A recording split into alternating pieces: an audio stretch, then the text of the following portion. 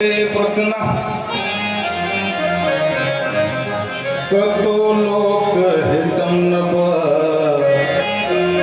आत्मवित् सम्मतः पुंसां श्रोतव्या विसुयपर श्रोतव्या विसुयपर।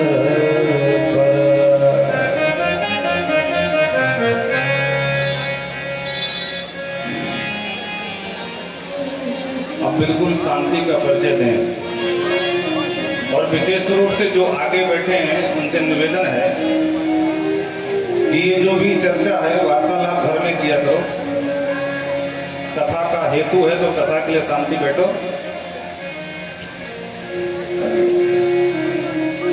आज हमसे कहा गया कि आप भजन नहीं गाते हो और पहले कहा जा रहा था कि भजन ज्यादा ना सुनाना, तो आखिर हम करें तो क्या करें। और दूसरी बात ये देखो ये है कि भजनों की एक मर्यादा है। भजन किस लिए होते हैं? ताकि कथा में मन लगा रहे। क्योंकि कथा सुनते सुनते ऊब न जाए व्यक्ति, इसलिए बीच बीच में एक आधे भजन लगाए जाते हैं। और दूसरी बात ये है कह रहे हैं कि भजन वो गाओ जिसमें खूब नाच गाना हो। देखो नाचना है तो ये भागवत के भजन है, मर्यादित गाए जाएंगे। अब आप लोग अगर हमसे अपेक्षा करो कि तेरा तार देके भूत ये है बजरंगी के दूत, अभी ट्रेलर देखा फिल्म बाकी है तो ये हमसे नहीं होने वाला है। बोलो राधे राधे। भाई मर्यादा होती है व्यासपीठ की। सुंदर सुंदर भजन सुनाए जा रहे हैं और इसमें कोई बुराई नहीं। जब की तरफ कथा करने जाते हैं तो जहाँ भजन शुरू हुआ वहाँ खड़े हो गए जिसको नाचना। तो मंच की मर्यादा को देखते हुए और हम प्रयास करेंगे कि 2 की जगह 4 भजन कर देंगे। बोलो राधे राधे। सबका ध्यान रखेंगे, चिंता मत करो। तो कल आप सबने सुना कि महाराज परीक्षित को जो श्राप लगा तो सर्वस्व त्याग करके अपने पुत्र जन्मेजय को राजगद्दी पर बिठाए और गंगा जी की गोद में आकर बैठ गए अनशन व्रत लेकर के। बड़े बड़े महात्मा पहुंचे, शरद्वान, अरिष्ट, वशिष्ठ, च्यवन आदि महात्मा हैं और सब ये कह रहे हैं कि राजन आपको श्राप लगा ऐसा हमने सुना है। बोले हाँ प्रभु श्राप तो लगा है, लेकिन इस श्राप से छुटकारा कैसे मिले? अतः प्रक्षामि संसिद्धिं योगिनां परमं गुरुं पुरस्ते यत् कार्यं म्रियमाणस्य सर्वथा। परीक्षित कहते हैं प्रभु म्रियमाणस्य सर्वथा, ये सभी प्राणी मरण धर्मा है। जिसका जन्म हुआ वो मरेगा, ये मैं भी जानता हूं, लेकिन मृत्यु मंगलमयी हो बस ये चाहता हूं। प्रेम से बोलो राधे राधे। मृत्यु तो सबकी है, आज नहीं तो कल है, लेकिन मृत्यु में अगर अधोगति प्राप्त हो गई, सदगति नहीं मिली तो मानव जन्म लेने का क्या मतलब है? उसकी क्या सार्थकता है? मुझे मरने से भय नहीं है प्रभु, मैं डरता हूं तो कहीं नरकगामी न हो जाऊं। ब्राह्मण का श्राप लगा है, मुझे कोई उपाय बताएं।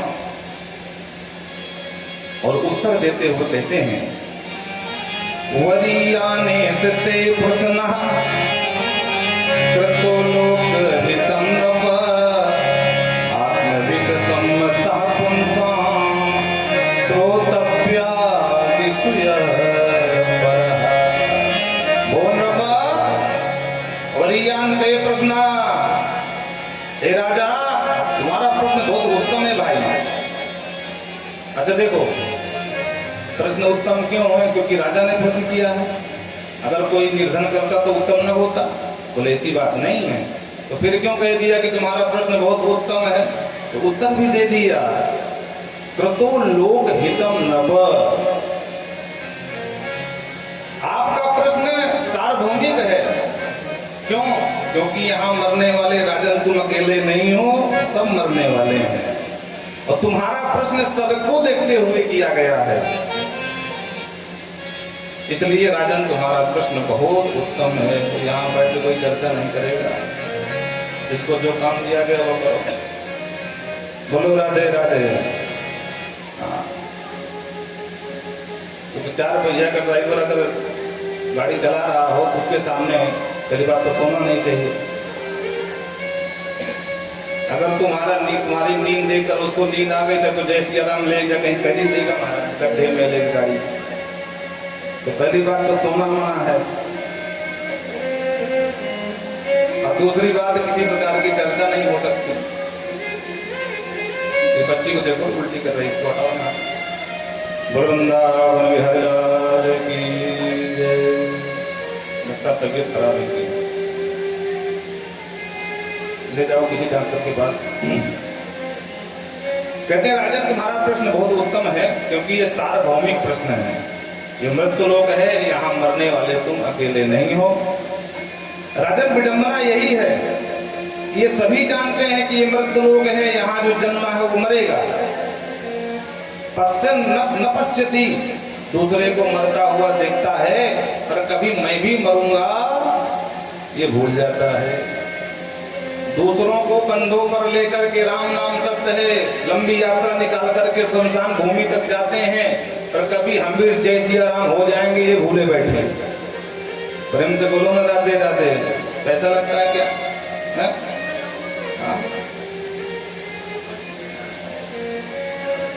निद्रया ह्रियते वक्तम् विवाहे मुक्तया दिवाचार्थे हयारजन कुटुम्बरणे। विडंबना ये दिवाचार्थे हयाराजन चार्थे अर्थात धन होता है। ये जो कलयुगी जीव है दिन तो अपना अर्थोपार्जन के चक्कर में बिता देता है। पैसा कहाँ से आवे कैसे आवे इसी में लगा रहता है। दिवा चाहते हया राजन और बाकी कुछ थोड़ा बहुत समय बचा भी पैसा कमाने से तो व्यवहार में बिता देता है। आज मेरे साधु साहब के लड़के की शादी है वहां जाना है, फिर देखो साधु साहब कितना जोरदार ब्यूटी पार्लर में सजते हैं जाकर के। बोलो राधे राधे। कभी कभी किसी को देख करके इतनी हंसी आती है। उम्र हो गई 70 साल और मूंछ भी काली, दाढ़ी भी काली और बाल भी काले महाराज। और ये बहुत बात समझ में आती है लेकिन भाव भी काली कर लेते हैं बहुत लोग। तो बड़ा देखकर अजीब लगता है कि वारे भैया इसी लोग के हो कहीं दूसरे लोग से पूछ आए। हाँ बोलो राधे राधे। सब काला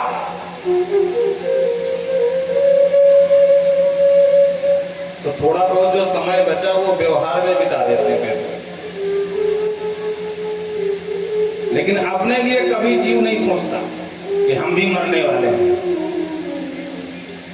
राजन यहाँ जो आया है ना उसको एक न एक दिन जाना ही जाना है।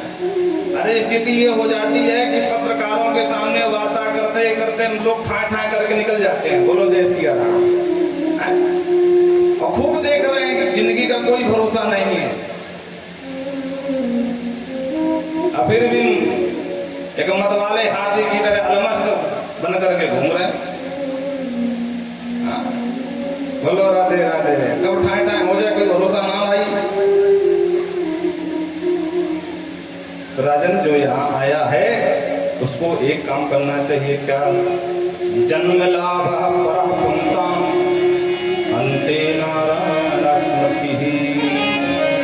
जन्म लेने का परम लाभ ये है कि अंत में नारायण की स्मृति बनी रहे, उनकी याद बनी रहे। अगर नारायण याद नहीं रहे और मर गए तो जिसको याद करके मरोगे वही बनोगे। अंते यामति सागति। बोलो राधे राधे। इसीलिए हमारे यहाँ कहा जाता है कि जब अंत अवस्था आती है कि अम्मा राम राम जपो राम राम, ताकि राम जी का नाम लोगे तो राम जी की झांकी आएगी तो मुक्त हो जाओगे। लेकिन अम्मा राम राम ना कहे भैया, जहां प्रेम है वही उसी को पुकारे हो। माता जी थी, अंत समय आ गया। घर वालों ने देखा कि मैया तो गड्ढे हो रही, तो सब घेर के बैठ गए। और मैया बार बार पूछे मेरी बिटिया कहाँ है, मेरा नाती कहाँ है, मेरा बड़ा बेटा कहाँ है, और ये कहाँ है। अब बुढ़िया गड्ढे हो रही है, फिर भी नाती को पूछ रही है, अपने पति को पूछ रही है, बिटिया को पूछ रही है। घर के लोग बोले अरे अम्मा राम राम कहो, राम राम। बोले बेटा बस सब कुछ कहूँ पर ये बिल्कुल ना कहूँ। काय अम्मा, काय ना काय। बोले मेरा मन। अब बुढ़िया तो बुढ़िया, हट तो हट। देखो बालक और वृद्ध दोनों एक समान होते हैं। हाँ, जैसे बच्चे हट कर जाते हैं वैसे बुढ़े लोग भी कर जाते हैं, तो बुरा मत मानना। स्वभाव एक जैसा होता है, क्योंकि धीरे धीरे मस्तिष्क की नसें काम करना बंद कर जाती हैं। बोलो राधे राधे। और आप सबका अनुभव होगा, हम कोई नई बात तो नहीं बता रहे, सबके यहाँ पर तो लोग रहे होंगे, सबने सेवा करी होगी। बोलो जय श्री राम। हमारी दादी माँ थी तो 105 वर्ष में देहावसान हुआ, इतनी लंबी आयु। और नेक सी बात में गुस्सा हो जाए, तेरी माँ ने ये किया, तेरी माँ से बात नहीं करूंगी, ये करूंगी, वो करूंगी। जब गुस्सा हो जाए तो हम ही मनाते थे, बाकी किसी की हिम्मत नहीं उनके पास पहुंच जाए। हाँ, पूरी सिंगनी बन जाती थी 105 साल की मतलब। बोलो राधे राधे। ये स्थिति बन जाती है। अंगम गलतम पिंड, अंग गल रहा है। दसम विहीनम जातम तुंडम, दांत बिल्कुल नहीं है, लपकी घोल घोल के अम्मा खा रही है, फिर भी कहे तेरी माँ से बात नहीं करूंगी। बोलो राधे राधे। हाँ, तो बिल्कुल बच्चों जैसा स्वभाव हो जाता है। इसलिए ज्यादा ध्यान देने की आवश्यकता नहीं होती है।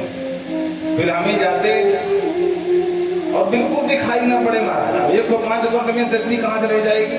तो जाकर के जब पैर छुए, ओ हो कौन हो, अच्छा तुम हो, मुझे पता है क्यों आए हो, ठीक है चलती हूँ। तब उठ करके माता जी दादी माँ जो है भोजन पाऊँ, ये स्थिति बन जाती है। तो बुढ़िया तो लोग कहे कि राम राम कहो अम्मा, राम राम। बोले सब कुछ कहूँ पर राम का नाम बिल्कुल ना। भगवान जाने राम जी से कौन दुश्मनी थी बुढ़िया से। तो एक बुद्धिमान वकील साहब बैठे, बोलो राधे राधे, पड़ोसी थे, तो आ गए कि अम्मा गड्ढे बड्ढे रही, एक बार हम भी देखा। तो वकील साहब ने सुना कि अम्मा कह रही सब कुछ कहूँ पर या ना कहूँ, तो उन्होंने अपने वकील की बुद्धि लगाई। वकील का मतलब समझते हो, जहां न जाए कील वहां ठोक दे कील, वाको नाम वकील। बोलो राधे राधे। अकाउ वकील की घरवाली बैठी हो तो बुरा मत मानियो, अजय वकील साहब कल बैठे हों, हम तो इसे हंसाने के बाद कह रहे हैं। हाँ, तो उन्होंने कहा अच्छा अम्मा ये बताओ कि तुम पे कहां बोलो जाए। और बुढ़िया बहुत होशियार थी। बुढ़िया ने कहा सुन भैया वकील, तू जो चाहे बस वही ना बोलो जाए, बाकी सब बोल जाए। बोलो राधे राधे। वकील साहब ने सोचा अपना प्रश्न ही उल्टा कर देता हूँ। माता जी कह रही है कि सब बोलूं पर या ना बोलूं, तो मैंने कि मैं पूछ लूं कि तुम पे कहा ना बोलो जाए, तो बोले मुँह पे राम ना बोलो जाए, बाकी सब बोलो जाए। तो धोखे से राम का नाम तो निकल जाए। पर बुढ़िया 2 कदम आगे बढ़ गई। बोले वकील सुन, तू जो चाहे बस वही ना बोलो जाए, बाकी सबरे बोलो जाए। बोलो राधे राधे। इसलिए बचपन से अभ्यास करना चाहिए।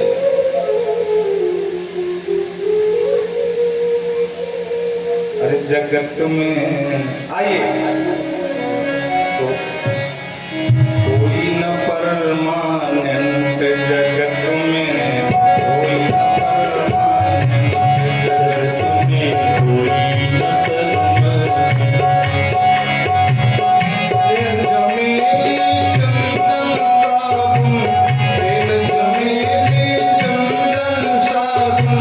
चाहे लगा लो सेंट, जगत में कोई न परमानेंट।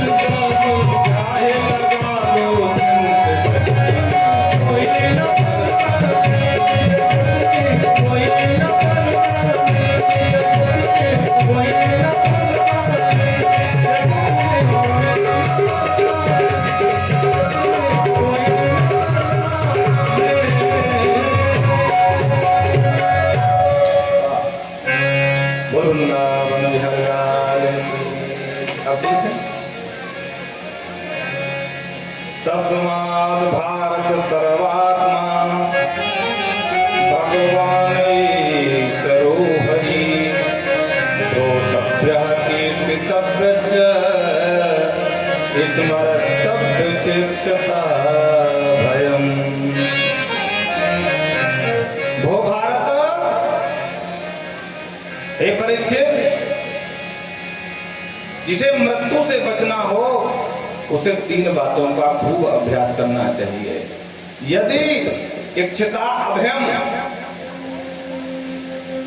कौन कौन सी बातें हैं? तो कहते हैं कि श्रोतव्य, जितना हो सके खूब भगवान की पहले कथा सुनो। अच्छा महाराज, कथा सुनने से क्या होगा? बोले जितना ज्यादा सुनोगे उनके स्वभाव को, उनके प्रभाव को उतना ही समझ पाओगे। जाने बिन होई प्रतीति और बिन प्रतीत होई नहीं प्रीति। आप सबके मध्य में कोई कितनी बड़ी महान विभूति आकर के विराजमान हो जाए, लेकिन अगर आप उनके विषय में नहीं जानते हो तो स्वागत वाली की बात है, उससे ठीक से बात भी नहीं करोगे। हा? लेकिन अगर आप उनसे परिचित हैं तो जैसे ही आएंगे दौड़ करके सम्मान करो। ओहो भाग्य, हमारे सरकार आप यहाँ पधारे हैं, हमारा घर धन्य हो गया, हमारे पिता धन्य हो गए, बड़ी कृपा करी आपने। क्यों? क्योंकि आप उनसे परिचित हुए पहले से। उसी तरह अब कल की घटना सुन लो। बोलो राधे राधे। एक बच्चा हमारे पास आया, बोले महाराज जी वो रुक्मणी विवाह सब लोग पूछ रहे हैं तो कैसे होगा? हमने कहा वो 21 तारीख को होगा भैया। अच्छा कैसे होता? दूल्हा कहाँ से आएगा, दुल्हन कहाँ से आएगी? अब वो बेचारे को पता ही नहीं है तो प्रश्न ही करेगा। हमने कहा बेटा कथा के माध्यम से विवाह होता है तो दूल्हा दुल्हन कहीं से अमेरिका से नहीं उतरते, हेलीकॉप्टर से सीधे। बोलो राधे राधे। अब उसको लगा जैसे विवाह होते हैं सबके वैसे ही होता होगा। पहली बार बेचारा फंसा। तो जितना ज्यादा सुनोगे उतना ज्यादा आप उनके विषय में जानोगे, और जब ठीक से अच्छी प्रकार से जान जाओ तो दूसरा सूत्र बताया कीर्तितव्यस्य, उनके नाम का खूब गान करो। इसी कलयुग की घटना है।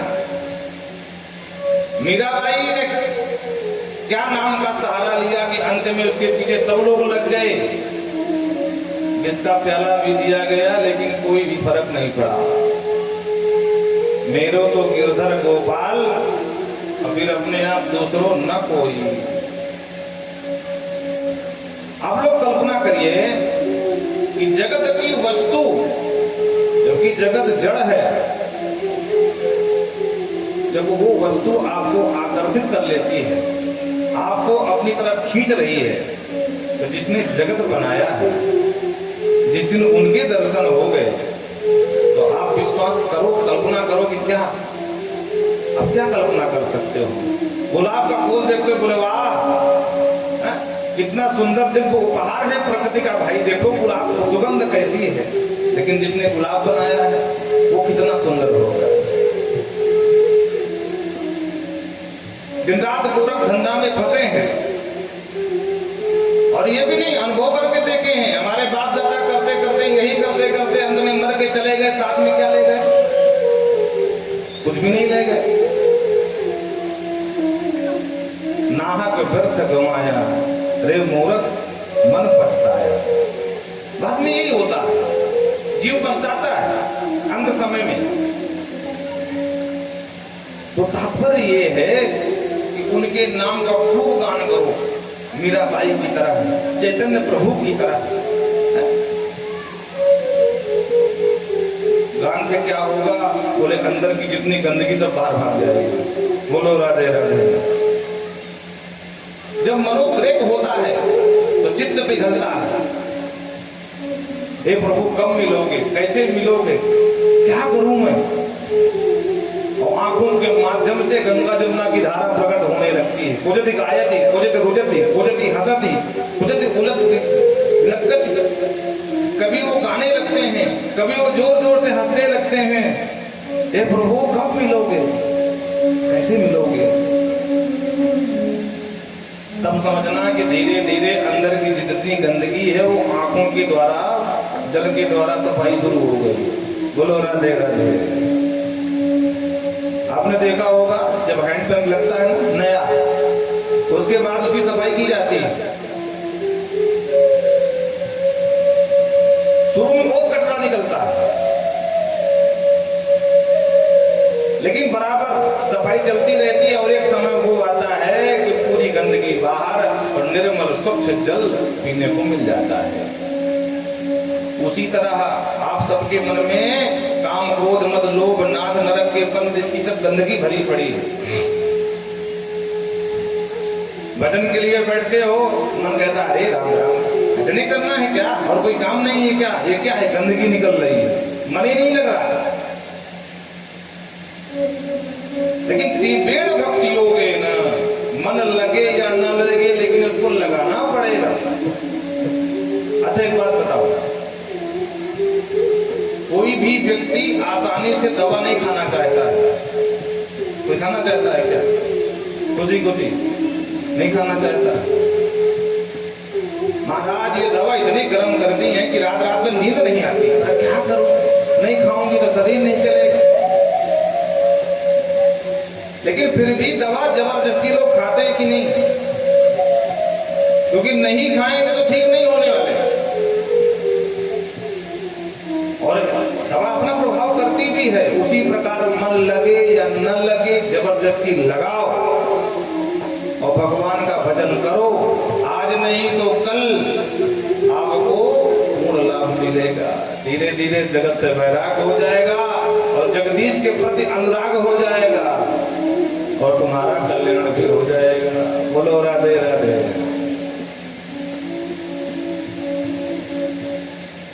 तो पहले श्रवण, फिर गायन, उसके बाद तीसरा सूत्र बताया, बोले स्मरण।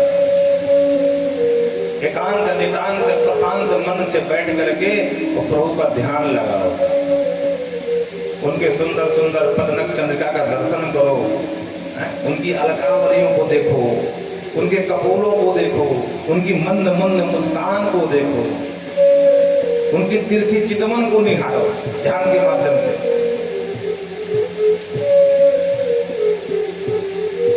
और एक न एक दिन आपका कल्याण हो जाएगा, इसमें कोई संदेह नहीं। महाराज परीक्षित ने कहा कि मेरे पास तो 7 दिन है, मुझे क्या क्या करना हो वो तो बता दो। पहले गान करूं, श्रवण करूं कि ध्यान करूं, मैं क्या करूं? प्रभु स्मर्तव्यम भजनीयम वा ब्रूहि यदा विपर्ययम्। अरे स्मरण करूं, भजन करूं या श्रवण करूं, क्या करूं? सुखदेव बाबा समझ गए, बोले इसके बाद डर बहुत है भाई मरने का। कहते राजन चिंता की कोई बात नहीं है, कड़वांग नाम के राजा मात्र 2 घड़ी में मुक्त हो गए थे, तेरे पास तो 7 दिन जीने के लिए हैं। अरे हमारे यहाँ मुक्ति कठिन नहीं है, मुक्ति बहुत सरल है। तावत तेरी कौरव्य सप्ताहम जीवता अवधि, तेरे पास तो सप्ताह जीने की अवधि है, यहाँ खड़वांग 2 घड़ी में मुक्त हो गया था। हमारे यहाँ मुक्ति इतनी सरल है कि अंत समय अगर गंगा जी का जल पड़ जाए मुख में, व्यक्ति मुक्त हो जाएगा। तुलसी का पत्ता पड़ जाए मुक्त हो जाएगा, सोने का टुकड़ा पड़ जाए मुक्त हो जाएगा। मरते समय कोई वेद मंत्र या भागवत जी का श्लोक सुनाई पड़ जाए कान में, मुक्त हो जाएगा। मरते समय किसी वैदिक ब्राह्मण का दर्शन हो जाए, मुक्त हो जाएगा। बोलो राधे राधे। मरते समय गौदान कर दो, मुक्त हो जाएगा। हमारे यहाँ मुक्ति कठिन नहीं है, मुक्ति बहुत सरल है, लेकिन उपाय के साथ साथ शास्त्र सम्मत उपाय करना चाहिए। बोलो राधे राधे। अब ये नहीं कि शुद्ध देसी गाय की जगह जर्सी गाय का उदाहरण कर रहे हैं, हाँ? तो जर्सी गाय से आपका उद्धार होने वाला नहीं है। ब्राह्मण के नाम पर कोई ब्राह्मण मिल जाए, जोरदार टीका चंदन लगाए हो, उसी को अपना पूज्य बना लिए, ऐसा काम नहीं चलता है। ब्राह्मण में योग्यता होनी चाहिए, वो पात्र होना चाहिए। अच्छा देखो आजकल की सोच क्या है, अगर हम आप बीमार पड़ते हैं तो लोग कहते हैं कि ये बताओ सबसे अच्छा डॉक्टर कौन है, क्योंकि बीमार है उसी को दिखाएं। लेकिन जब पूजा पाठ का नंबर आता है, कर्मकांड का नंबर आता है, तो वो सबसे सस्ता ब्राह्मण कौन हो वो बताओ। हाँ? भले उसे पूरा बोध हो न हो कर्मकांड का, लेकिन सस्ते के नाम पर महाराज उसको पकड़ के ले आते हैं, और भगवान जाने एक भी मंत्र शुद्ध नहीं बोलता है, लेकिन सस्ता है। ये लोग भूल जाते हैं कि कर्मकांड वो विषय है कि इतना साधारण नहीं है, सबके बस की बात नहीं है। पहले काल में प्रत्येक कुल परंपरा में एक कुल पुरोहित हुआ करते थे। जैसे महाराज दशरथ जी के कुल पुरोहित वशिष्ठ जी थे,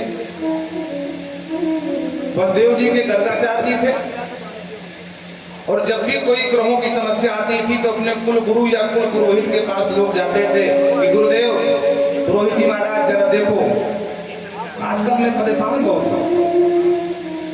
तो वो जन्म पत्र विचार करते थे और फिर बताते थे कि भाई देखो तेरी ये दशा चल रही है और इसके लिए ये उपाय करो। आप विश्वास करो, डॉक्टर को ज्ञान ना हो, उठपटांग दवा लगा दे तो स्थिति क्या बन जाएगी। उसी प्रकार ब्राह्मण को पूर्ण ज्ञान नहीं है और उठपटांग का उपाय कराया तो स्थिति क्या होने वाली है। इसलिए हमारा आप सबसे निवेदन है, आजकल तो स्थिति इतनी दयनीय बन जाती है। वैसे तो ठाकुर जी की बड़ी कृपा है कि हमको सहयोग नहीं मिलता कहीं किसी शादी विवाह में जाने का, तो कोई अगर पीछे पड़ गया कि नहीं आपकी उपस्थिति अनिवार्य है तो मजबूरी में जाना पड़ता है। और वहाँ जब बैठते हैं और पंडित जी लोग, किसी की निंदा नहीं है, और मंत्रोच्चारण करते हैं तो देख करके लगता है कि नीचे ही सर किए रहो। बोलो राधे राधे। पर गलती उनकी भी नहीं है, हम किसी ब्राह्मण को दोषी नहीं ठहराएंगे। आजकल कोई भी ब्राह्मण अपने बच्चे को कर्मकांड क्यों नहीं पढ़ाना चाहता है, क्योंकि हमारी आपकी मानसिकता इतनी बिगड़ गई है। डॉक्टर को 500 रुपया फीस दे देंगे बिना मतलब कि, भले दवा फायदा करे या ना करे। डॉक्टर ने कहा 500 फीस लगेगी, पहले दे दिया। एक हफ्ता दवा खाए, नहीं फायदा किया, 500 गए, दवा भी गई। लेकिन ब्राह्मण के नाम पर सुबह महाराज हमने देखा अपने आंखों से जिस प्रकार का झगड़ा हुआ और इतना पैसे हो गया, वो बेचारे 1500 रुपया मांग रहे थे, 15 से ज्यादा हो रहे, क्योंकि 1500 इधर से देंगे तो 3000 उधर से देना पड़ेगा। अरे भाई, रात भर कोई तुम्हारे घर में शादी ब्याह करा रहा है तो तुमको 3000 भारी पड़ रहे हैं, और 50,000 का टेंट रोड लाइट दुनिया भर का ये नौटंकी करके तुमने कौन सी यश कमा लिया है? 1,00,000 2 लाख का गेस्ट हाउस बुक कर सकते हो, 51 रुपया ब्राह्मण को नहीं दे सकते हो। इसीलिए कोई भी ब्राह्मण हमारे घर में भी कहती है कि आप तक सीमित, अब आगे नहीं चलेगा ये। बोलो राधे राधे। क्योंकि भाई जब उसकी जीविका नहीं चलेगी तो कौन उस क्षेत्र में भेजना चाहेगा अपने बच्चे को। इसीलिए कर्मकांड के योग्य ब्राह्मणों की कमी होती जा रही है। ब्राह्मण के नाम पर किसी को बिठा लिए, बोले पंडित जी बस मंगलम भगवान विष्णु आता कि नहीं आता? बोले हाँ वो तो आता है। बोले बस यही बोलते रहो, विवाह करा दो। एक बार ऐसे ही हुआ, कोई ब्राह्मण नहीं मिल रहा था तो एक किसान थे, पंडित जी थे, उनके पास गए, बोले भैया आज तक मैंने ना करवाई। बोले कोई मंत्र आता? बोले एक आता। बोले क्या? बोले मंगलम भगवान विष्णु मंगलम करुणा पूजा। बोले बस रात भर यही बोलना, विवाह करा दो। और वो गए, रात भर यही बोल के विवाह करा चले गए। बोलो जय सिया राम। राजन, 3 बातों का खूब अभ्यास करना चाहिए और मुक्ति की चिंता बिल्कुल मत करो। अगर कोई 2 घड़ी में मुक्त हो सकता है तो तेरे पास तो 7 दिन है, और हम क्यों बैठे हैं? तब जाकर के मृत्यु का जो भय था मनोमस्तिष्क में वो दूर हुआ, और चरणों में बैठकर बोले ठीक है गुरुदेव, अब आप प्रेम से भगवान की कथा सुनाओ। सुखदेव बाबा कहते हैं राजन, जानते ना सुखदेव जी की वाणी यहीं से प्रारंभ हुई। अभी तक सूद जी सुना रहे थे। कभी कभी इतनी हंसी आती है, हम सबकी बात तो नहीं करते हैं, पर बहुत ज्यादा मात्रा में जो कथा व्यास है उनसे अगर पूछ लो कि भागवत जी के कितने वक्ता हैं और कितने श्रोता हैं, तो ठीक से वो भी नहीं बता पाएंगे। कौन किसको सुना रहा है और कहां से कौन सुनाना प्रारंभ कर रहा है, बहुत कम मुश्किल है। बोलो राधे राधे। देखो, भागवत जी के 6 वक्ता है और 6 श्रोता है। अभी तक सूद जी सौनकादियों को सुना रहे थे, कभी सौनक आदि ऋषि नारद जी को सुनाने लगते हैं।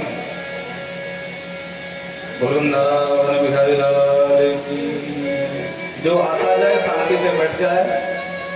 और सुखदेव जी परीक्षित को सुनाते हैं, ब्रह्मा जी नारद को सुनाते हैं, नारद जी व्यास को सुनाते हैं।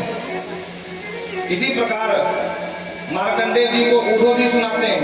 जो 6 वक्ता है और 6 श्रोता है। जैसे रामचरित मानस में 4 वक्ता 4 श्रोता है, तो भागवत जी में 6 वक्ता और 6 श्रोता है। तो सुखदेव बाबा कहते हैं राजन, जिता सनो जित श्वासो जित संगो जितेन्द्रियः।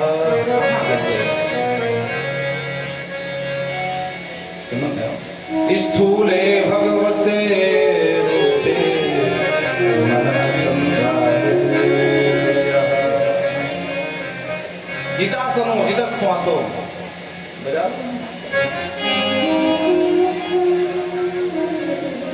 और उसको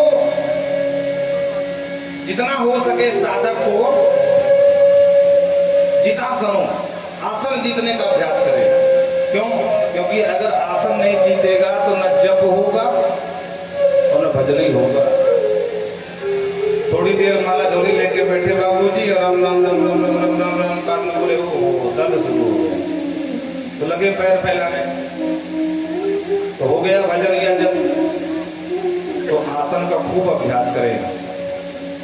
जिता श्वासों, प्राणायाम का अभ्यास करके अपनी श्वासों को जीतना चाहिए। देखो, हमारे यहाँ गिनती की श्वासें मिली, ये हमारी आज की गणना है कि इतने साल के हो गए, पर वहां से श्वासों के माध्यम से आयु मिली है। जितनी श्वास को बचाओगे उतने ज्यादा दिन तक जियोगे। इसीलिए पहले के महात्मा ऋषि जो होते थे वो खूब प्राणायाम का अभ्यास करते थे, और प्राणायाम का अभ्यास करके अपने प्राणवायु को, श्वास को इतना पुष्ट कर लेते थे कि बहुत काल तक जीते थे महाराज। इसीलिए अनावश्यक क्रोध नहीं करना चाहिए, अनावश्यक किसी प्रकार की चर्चा नहीं करनी चाहिए, जितना हो सके मौन रहो। जो ज्यादा बोलते हैं ना वो जल्दी मर जाते हैं, बड़े ध्यान से सुनना। हाँ, एक बार अभी हम गोंडा से आ रहे थे यज्ञ से, एक भाई साहब मिल गए हमारे व्रत की बगल में।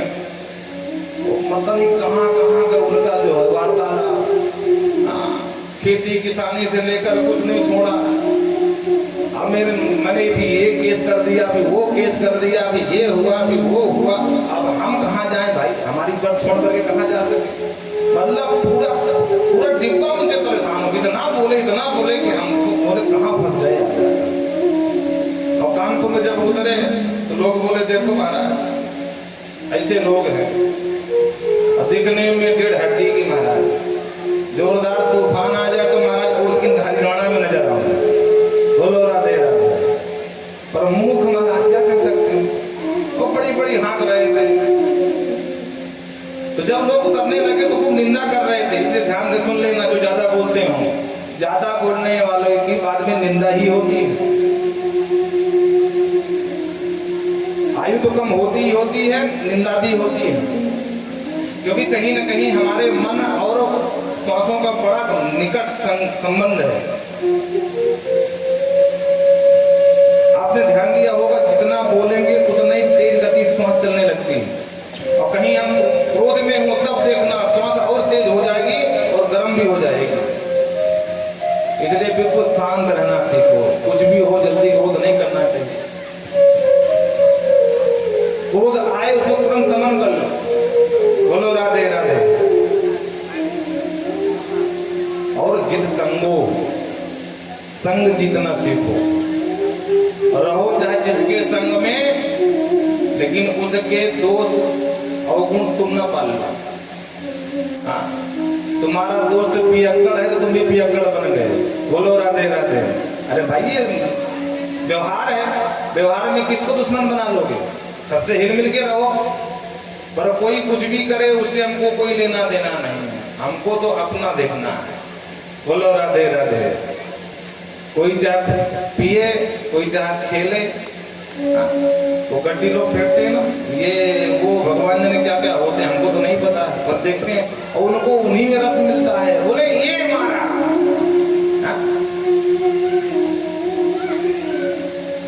बोलो जय सिया राम। और तीसरा चौथा अभ्यास करो जितेंद्रिय है, जितना हो सके अपनी इंद्रियों को जीतो। घर में कोई अभाव है, अरे राम राम राम राम, मैं नहीं रह सकता इस घर में, तो भाई क्या करो, देखना इंद्रियों के न भोरे, इनमें संयम के सदा पूरे पड़े। अपने मार्ग को, अपने रथ को सुमार्ग लगाते चलो, कृष्ण गोविंद गोपाल गाते। इसलिए इन बातों का खूब अभ्यास करना चाहिए।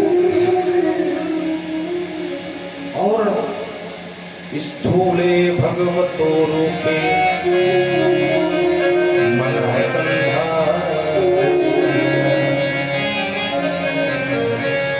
दो प्रकार का ध्यान बताया, ध्यान से सुनना। एक स्थूल ध्यान है और एक सूक्ष्म ध्यान है। सबसे पहले स्थूल ध्यान का खूब अभ्यास करो। स्थूल का मतलब बड़ा। बोलो राधे राधे। ये जो कुछ भी दिख रहा है सब राममय है। बोलो राधे राधे। जड़ चेतन गुण दोषमय विश्व की है करुणा। ये सब कुछ भगवानमय है। अगर तुम जगत में भगवान को नहीं देख पाओगे तो जो सूक्ष्म ध्यान है, मन के अंदर का जो राम बैठा है, उसे कहां से पाओगे। तो पहले जगत में राम जी को देखो और फिर जगत के अंदर अपने हृदय में राम जी को देख लोगे।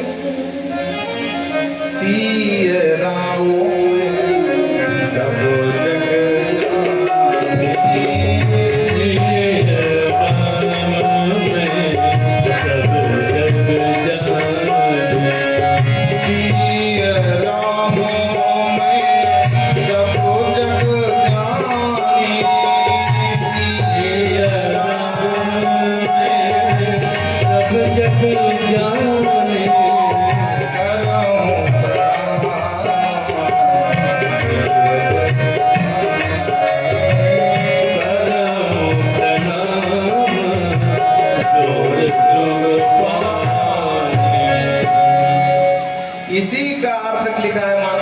किए राम में सब जग जाने। पहले स्थूल ध्यान का अभ्यास करो, जगत में राम जी को देखो और उसके बाद अपने हृदय में बैठे राम जी को देखना। ये बात की बात है। पाताल में तस्सी पाद मूलम,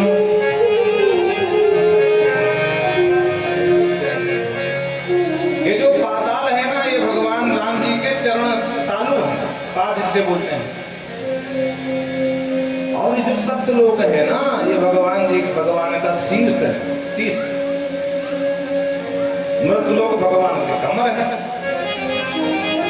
राजन, ये जितनी हरियाली दिख रही है, ये भगवान की रोमावलियां हैं। और जो बड़े बड़े जंगल हैं, ये भगवान की अलकावली है। अलकावली माने केश बाल। जितनी नदियां हैं, भगवान की नाड़ियां हैं।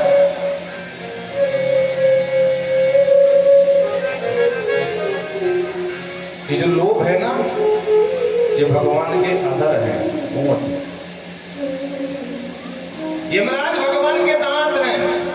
बड़े ध्यान से सुनना। सूर्य चंद्रमा भगवान की आंखें हैं। सूर्यो अजायत। कोई कहे कि हम तो पाप करेंगे, भगवान कैसे देखेंगे? तो भगवान ने पहली व्यवस्था कर रखी है सीसीटीवी कैमरा की। दिन में करो तो सूर्य भगवान, रात में करो तो चंद्र भगवान। आपके कर्मों का पूरा लेखा जोखा लिखा जा रहा है।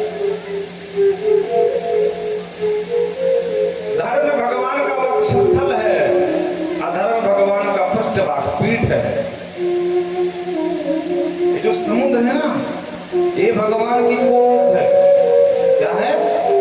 कोख। इस तरह पूरे जगत में भगवान को देखो। घ्राणोस्य गंधो मुखमग्निविद्धान। ये जो अग्नि है ना, ये भगवान का मुख है। अग्नि में चाहे जितना डाल दो, सब स्वाहा, बचेगा कुछ नहीं, सब राख।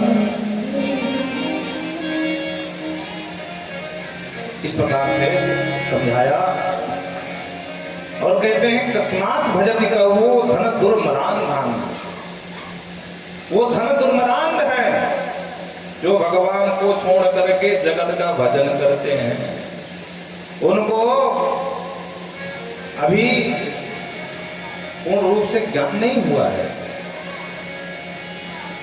धन में इतने मस्त हो गए कि अपने आप को भगवान कहीं कुछ नहीं।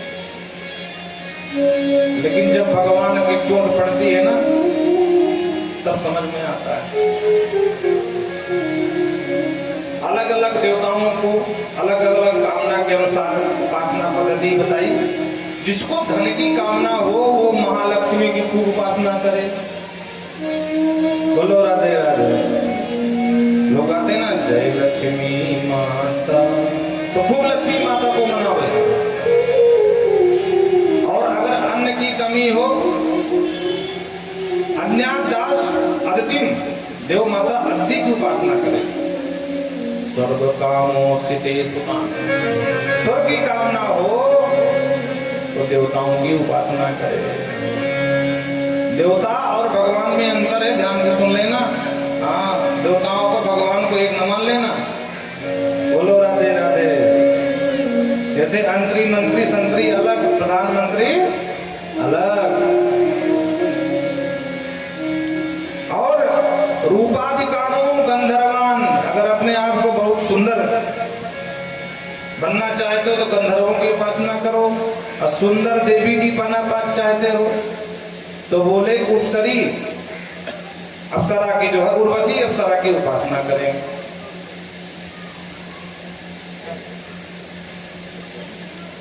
विद्या कामस्तु गिरिशम, अगर किसी को विद्या की कामना हो तो भगवान गिरी, गिरी माने शिव बाबा, उनकी उपासना करनी चाहिए।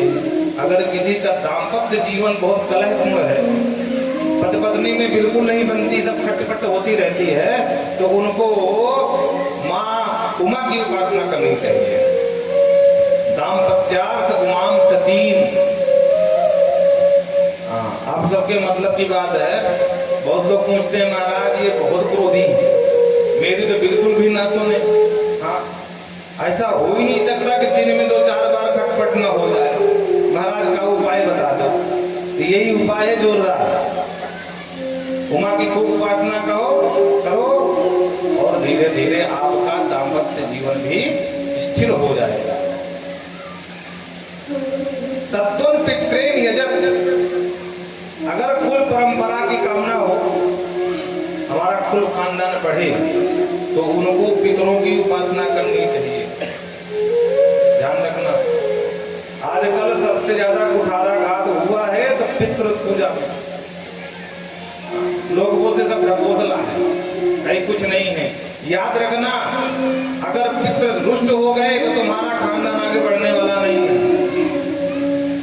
पहली बात तो विवाह विलंब से होगा, और विलंब से होने के बाद संतान ही नहीं होगी। संतान हो भी गई तो 2 कौड़ी की होगी, कोई मतलब की नहीं होगी।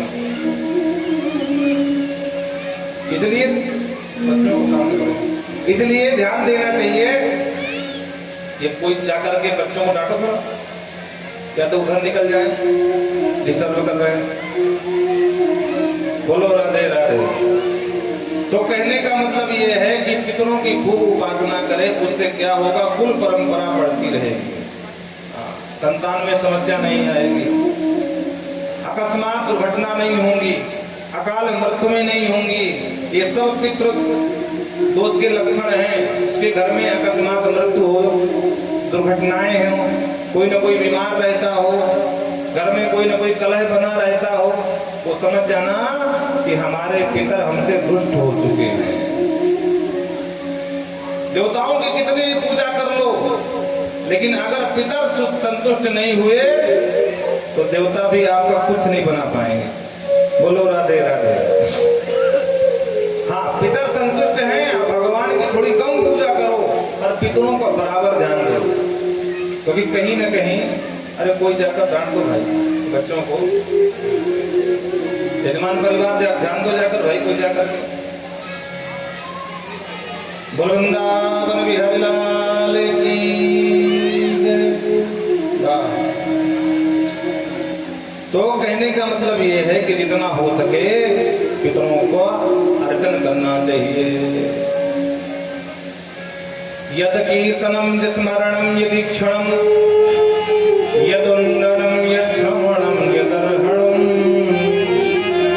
लोकस्य सद्यो विनोद कल्मषम तस्मै सुभद्रस्रवसे नमो नमः।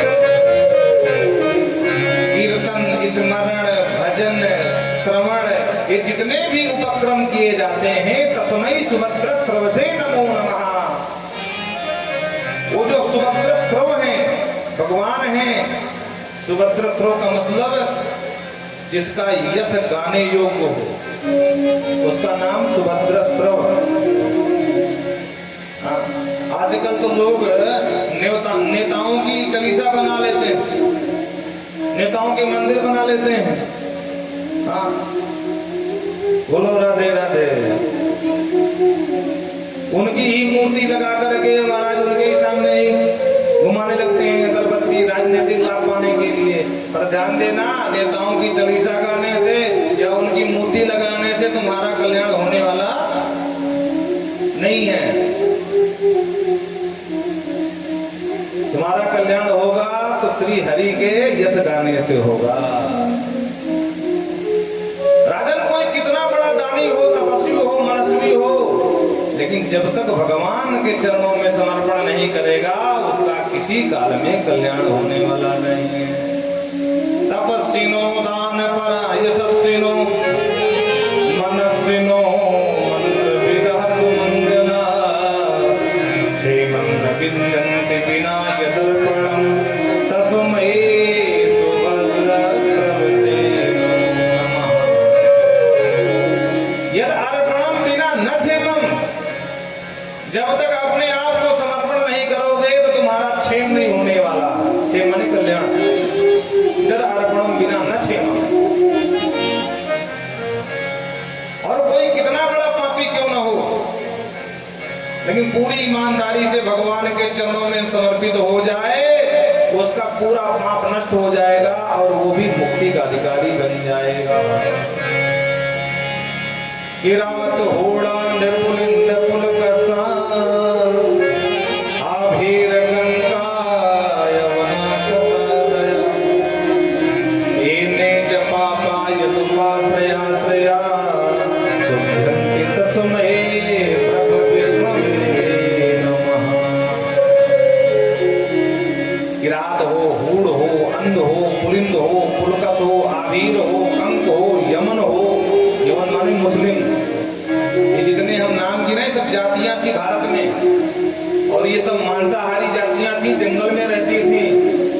तो व्यास जी कहना चाहते हैं कि जब किरात हूड़ अंध इनका पाप नष्ट हो गया तो क्या हम आप इनसे बड़े पापी हैं क्या? शुद्ध्यन्ति प्रभु विष्णुवे नमः एने च पापा यदुपाश्रयाश्रयाः। अरे इतने बड़े बड़े पापी उस हरि का आश्रय लेकर के अपना कल्याण कर लिए, तो क्या हम और आप इनसे बड़े पापी हैं क्या भाई?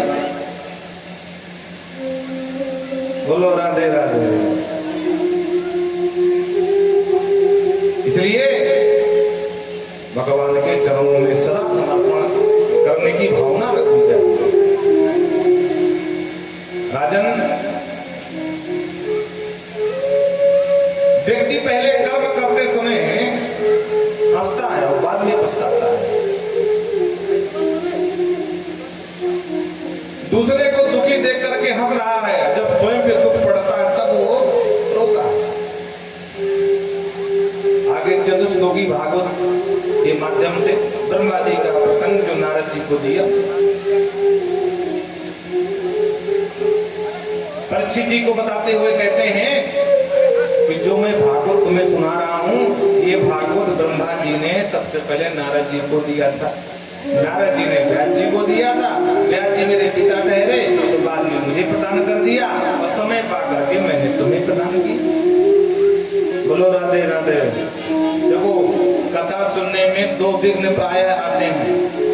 एक, कथा सुनते सुनते कब मन भटक जाए, क्योंकि मनी राम का कोई भरोसा तो है नहीं।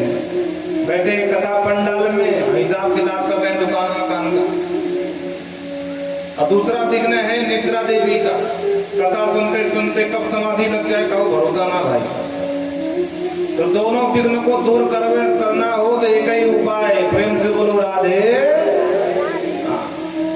राधे राधे बोलते ही मन भी भाग रहा होगा, तुरंत पंडाल के नीचे ही आ जाएगा, हाँ फिर।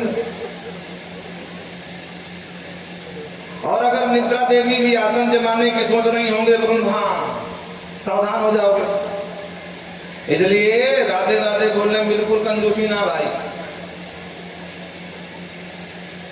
ब्रह्मा जी का प्रसंग कहते हैं, ब्रह्मा जी का भगवान नारायण की नाभि कमल से जन्म हुआ था।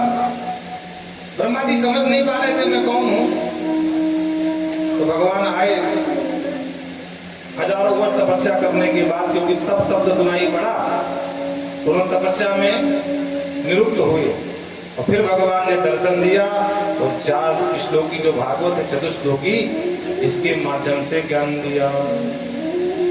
अहमेवास्मेवाग्रे नान्यति यद्सदसत्परं पश्चादहं यदेच्य यो वसिष्येत सो। भगवान कहते ब्रह्मा जी, अहमेवास्मेवाग्रे, मैं अग्रे, न मुझसे पहले कोई था न मुझसे बाद में कोई रहेगा। योग जिससे जो कुछ बचेगा वो मैं ही बचूंगा। बड़े ध्यान से सुनना, हाँ, मुझसे पहले कोई नहीं था, मुझके मेरे बाद भी कोई बचने वाला नहीं है। जैसे घड़ा काहे से बना? मिट्टी से बना, और घड़ा फूट गया तो क्या बचा? मिट्टी। मतलब मिट्टी पहले भी थी, मिट्टी घड़े के रूप में भी थी, और घड़ा फूट गया तो मिट्टी ही बची।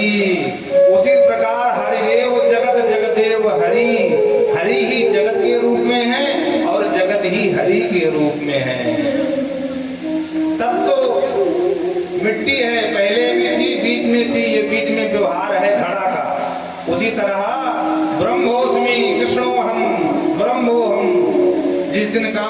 मदलोभ की सारी ग्रंथि छूट जाएंगी तो हम भी ब्रह्म हैं, ये बोध हो जाएगा।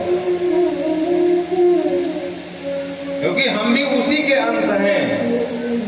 ईश्वर अंश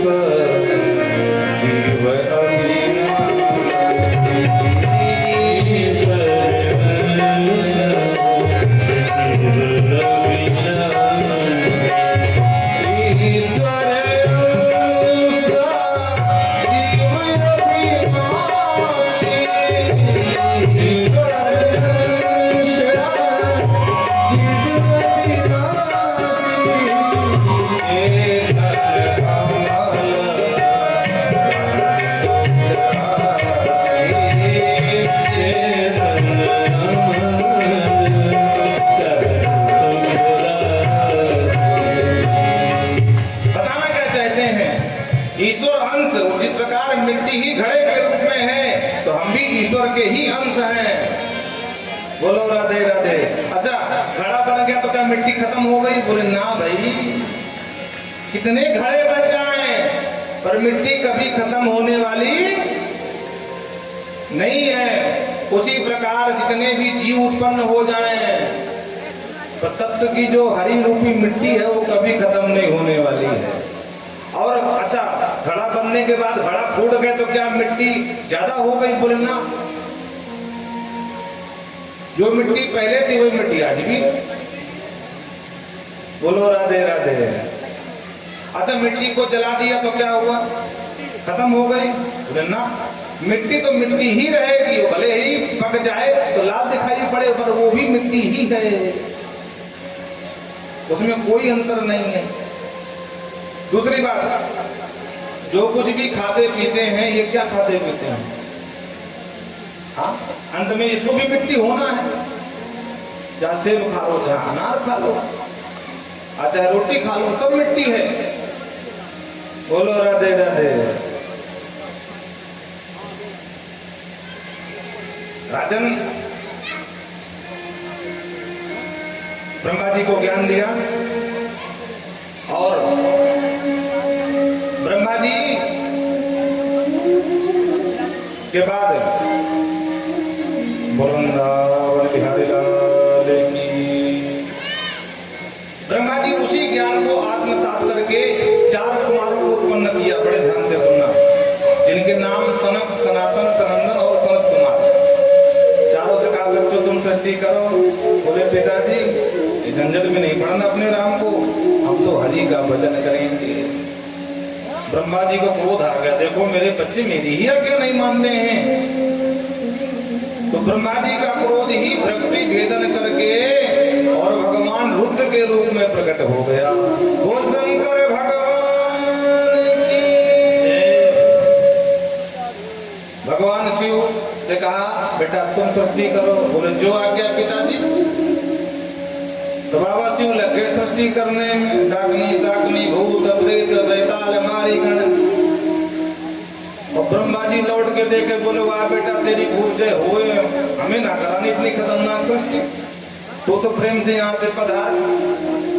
तो जैसी आपकी आज्ञा सिरोधार करके महाराज शंकर बाबा पधारे कैलाश। इस बार ब्रह्मा जी ने 10 ऋषियों को उत्पन्न किया। ये सब ब्रह्मा जी की मानसिक दृष्टि है। मरीचि, अत्रि, अंगिरा, पुलस्त, कुलह, क्रतु, भृगु, वशिष्ठ, दक्ष और 10वें पुत्र का नाम देवर्षि नारद। उसके बाद ब्रह्मा जी ने अपने दक्षिणांग से एक पुरुष, वामांग से एक जो है कन्या को उत्पन्न किया, जिनके नाम हुए मनु और शतरूपा। छाया से करदम जी को, वाणी से देवी सरस्वती को, वक्षस्थल से धर्म को, पृष्ठभाग से अधर्म को। इस प्रकार से ये सृष्टि करी और दोनों जोड़ों से कहा कि भैया अब यहाँ से मानवीय सृष्टि का विस्तार करने की जवाबदारी तुम्हारी। मनु शतरूपा प्रेम से रहे, इनकी 5 संतानें हुई। राजन ध्यान से सुनना। 3 बिटिया भाई, आकुति, देवहूति, देवी प्रसूति और 2 बेटा भाई, जिनके नाम है प्रियव्रत और उत्तानपाद। सबसे पहले जो मझली बिटिया है जिसका नाम है देवी देवहूति, उसका चरित्र सुनाया। बोलो राधे राधे। एक दिन ब्रह्मा जी आए, बोले सरकार बड़ी गजब हो गई। बोले क्या हुआ? बोले सृष्टि करना चाहता हूँ पर पृथ्वी का ही पता नहीं है, भगवान जाने कौन कहाँ ले गया। तुरंत भगवान ने ध्यान से देखा तो पृथ्वी पाताल नजर आई। बोलो उसका मतलब ये है। बोले चिंता मत करो, अभी हम लाते छुड़ा करके पृथ्वी को। तो भगवान ने वाराह का रूप लिया और सीधे पाताल पहुंचे समुद्र मार्ग से, और वहां हिरणाक्ष नाम का जो दैत्य था, हिरण्यकश्यपु का भाई, इससे युद्ध किया और इसको मार करके भूदेवी को मुक्त कराया। और यहां से मानवीय सृष्टि का विस्तार मनु जी ने फिर तत्पर हो सके। परीक्षित ने पूछ लिया, महाराज ये हिरण्यकश्यप के हिरणाक्ष कौन थे? तो विस्तार से बताया। राजन, कश्यप जी की अनेक पत्नियां हैं।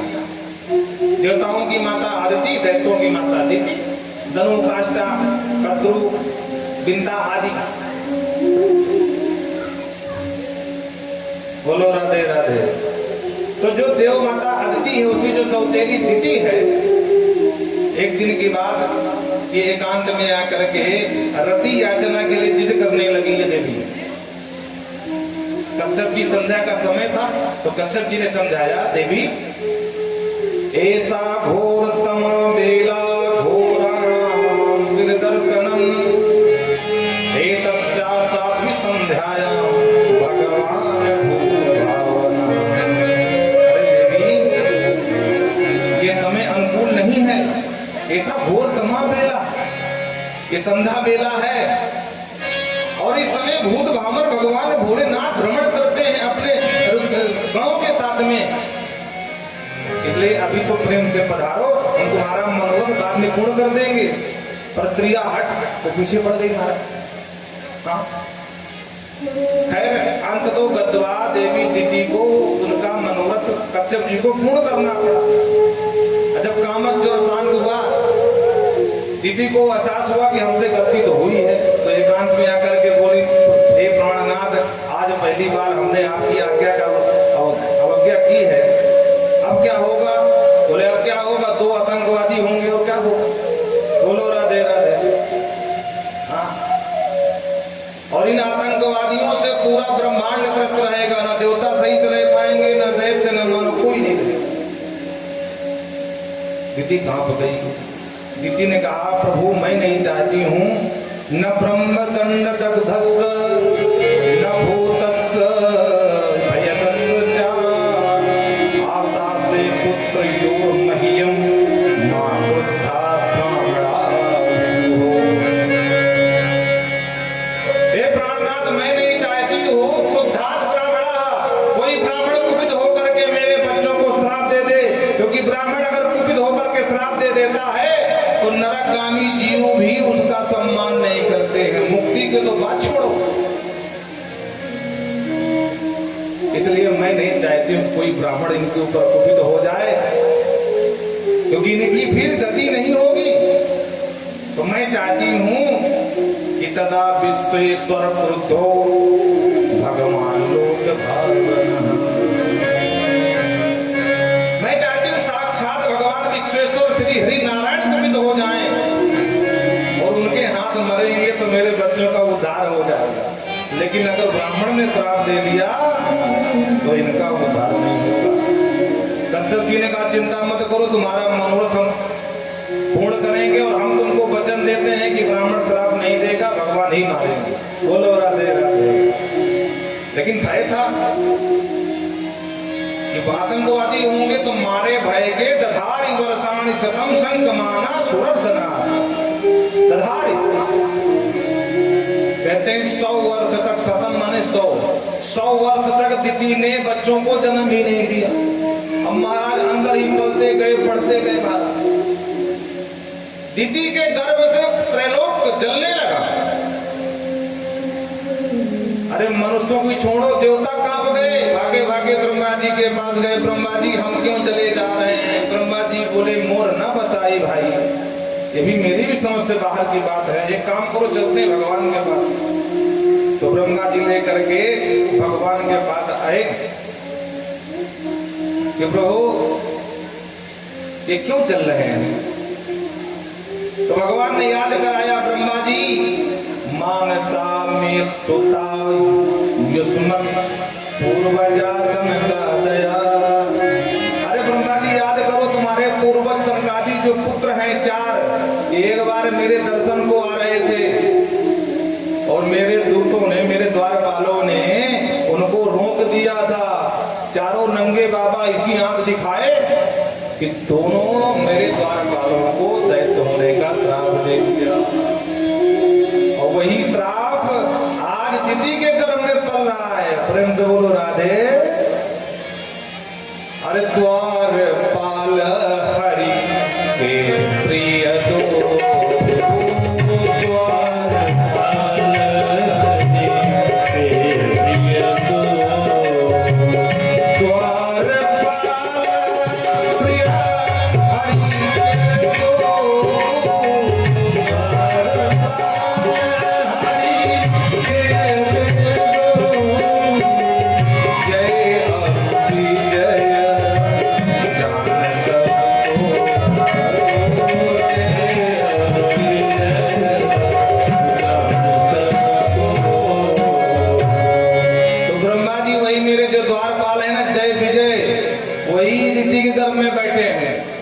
जाओ उसको समझाओ कि हम ही उसके पुत्रों का वध करेंगे, ब्राह्मण तलाक नहीं देंगे और तुम्हारी बात मान लेगी। तब महाराज ब्रह्मा जी आए, कश्यप जी से बोले देवी को समझाओ, ये तीनों लोग चला जा रहा है, बच्चों को जन्म तो दे। दीदी ने कहा मैं नहीं देने वाली, भगवान ही आकर वचन दें कि हम तुम्हारे बच्चों का वध करेंगे। किसी पर भरोसा नहीं करने वाली मैं माँ हूँ, अपने बच्चों का कल्याण कैसे करूं। तब भगवान को आना पड़ा। एक तो महियो पार्षद जयो विजय रोचा। हे माता जी, जय विजय मेरे ही पार्षद हैं, आपके पेट में पल रहे हैं और चिंता मत करो, हम ही इनका उद्धार करेंगे। आप तो प्रेम से निर्भय होकर के बच्चों को जन्म दो। तब जाकर के भैया दीदी ने दोनों को जन्म दिया। अब 100 साल पेट में बैठे रहे तो जन्म के साथ सीधा आसमान को मुकुट छुआ ही दे महाराज, इतने लंबे चौड़े। हाँ, कोटि विश्वसहा। बोलो राधे राधे। दोनों भैया प्रेम से रहे। एक दिन छोटे भाई ने कहा भाई बहुत कुछ देख, शक्ति तो मिल गई, ब्रह्मा जी को मनाया, शक्ति मिल गई, तपस्या करके वरदान प्राप्त कर लिया, पर कोई लड़ने वाला नहीं मिला। तो सबसे पहले गया देवलोक में आक्रमण कर दिया, अमरापुरी में सारे देवता पलायन कर गए। देवंतके में रुद्रफोहा, कोई है लड़ने वाला, और जो अट्टहास करके गदा घुमाया तो पूरा देवपुर खाली हो गया महाराज। देवराज इंद्र भागते नजर आए, इंद्र का अपमान करके लौटा तो सीधा वरुण को ललकारा समुद्र में घुस करके, बोले वरुण जल दो तो हाथ हो जाए। वरुण ध्यान से देखा, बोले ये मूर्ख, इससे कौन फालतू में चक्कर में पड़े। हाथ जोड़ के वरुण ने कहा कि देखो भाई, ऐसा है कि हमारे भी हाथ में खूब खुजली होती जब हम जवान थे, अब हम बुढ़े हो गए हैं। अब भगवान से प्रार्थना करते हैं कि जल्दी ही तुम्हारी मनोकामना पूर्ण हो। तो वरुण ने अपना झंझट छुटा करके भेज दिया। वापस आया तो रास्ते में मिल गए नारद बाबा। नारायण नारद लगा रहे थे, वीणा में तान दे रहे थे। तो नारद जी को पकड़ लिए, बुढ़े बाबा नारद इधर चल, दो हाथ हो जा तेरी मेरी। नारद जी ने मन में सोचा, देखो साक्षात आजान बाहु दिख रहा है, अनेक से बाबा से लड़ेगा। मेरा भी नाम नारद नहीं, जो ऐसे पहलवान से भिड़ाऊंगा तू भी क्या याद करेगा। बोलो राधे राधे। नारद जी ने कहा भैया, नारद जी का लड़ना भिड़ना आता है? बोले नहीं, लड़ना भिड़ना तो नहीं आता है, लेकिन लड़ाना भिड़ाना खूब आता है। अच्छा तो बोल मेरे लिए कौन लड़ने के लायक है? बोले एक है, पर इतना आसान नहीं हो लड़ने आ जाए। और कान में बताए कि ऐसा करो कि पृथ्वी का हरण कर लो, तो जब जगत में त्राही त्राही होगी तो जगदीश भाग के आएंगे। और वही इसने किया। भगवान ने 12 रूप लिया राजन, और इस